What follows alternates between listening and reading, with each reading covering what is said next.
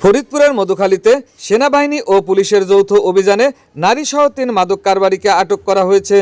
এ ঘটনায় আরও 2 মাদক কারবারি পালিয়ে গেছে। অভিযানে গাঁজা, ইয়াবা ট্যাবলেট এবং মোবাইল ফোন উদ্ধার করা হয়। পুলিশ সূত্রে জানা যায়, 26 জানুয়ারি সোমবার রাত আনুমানিক 9টার দিকে মধুখালী থানা পুলিশ ও সেনাবাহিনীর যৌথ দল বাগাট বাজারে অভিযান পরিচালনা করে।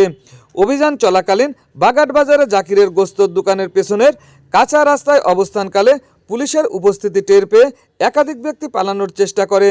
এ সময় যৌথ বাহিনীর সহায়তায় সজীব ফকির 32কে আটক করা হয়।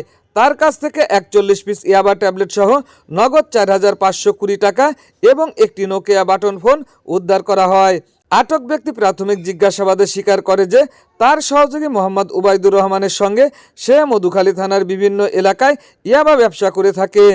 অপরদিকে 27 জানুয়ারি দিবাগত রাত 1:50 নওপাড়া ইউনিয়নের সন্ধ্যা গ্রামে অভিযান চালিয়ে যৌথ বাহিনী রিয়াজ শেখ 32 ও শারমিন আক্তার 28কে আটক করে।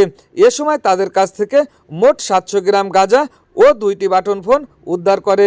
আটক আসামিরা স্বীকার করে যে তারা পলাতক আসামি সালাউদ্দিন শেখের সঙ্গে যোগসাজশে দীর্ঘদিন ধরে গাঁজার ব্যবসা চালিয়ে আসছে।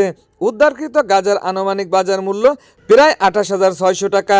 আটককৃত আসামিদের 27 জানুয়ারি 2026 মঙ্গলবার দুপুরে আদালতের মাধ্যমে জেল হাজতে প্রেরণ করা হয়েছে।